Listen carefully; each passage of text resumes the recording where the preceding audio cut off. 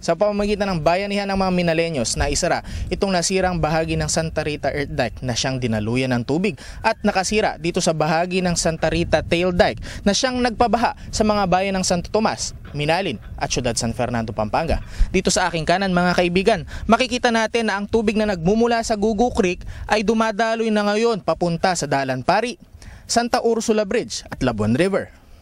Mahigit sa 15,000 sandbag at jumbo bag ang ginamit ng munisipyo ng Minalin at pamahalaang panlalawigan ng Pampanga para isara ang gumuhong earth dike sa kasagsagan ng habagat nitong Agosto. Mahigit sa 500 Minaleño ang nagkaisa para sa naturang hangarin. Sa mapa na ginawa ng lokal na pamahalaan, hindi na dadaloy ang tubig mula sa Gugu Creek papunta sa bayan ng Minalin at Santo Tomas dahil sa pansamantalang harang. Ayon kay Mayor Edgar Flores, kung hindi na isara ang Santa Rita Earth Dike ay hindi huhupa ang baha sa kanilang lugar. Sa pagkakaisa, pagsama-sama ng ating mga kababayan dito, of course, hindi naman natin minamaliit yung tulong ng DPWH na nag-alay sila ng bulldozer doon at yung dalawang bako na itinulong din ng Save Minalin Movement.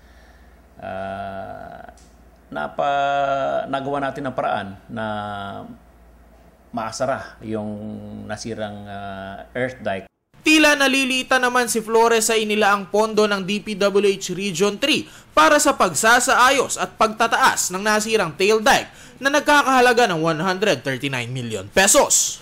Yung 139 million, matagal na yun eh.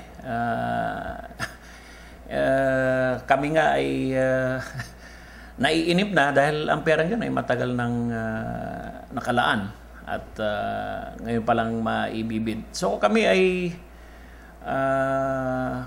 dito sa amin, yun nga, hope springs eternal. Dito sa wala kami magawa kundi mag-hope na sana matapos na itong kalbaryo na nangyayari sa amin.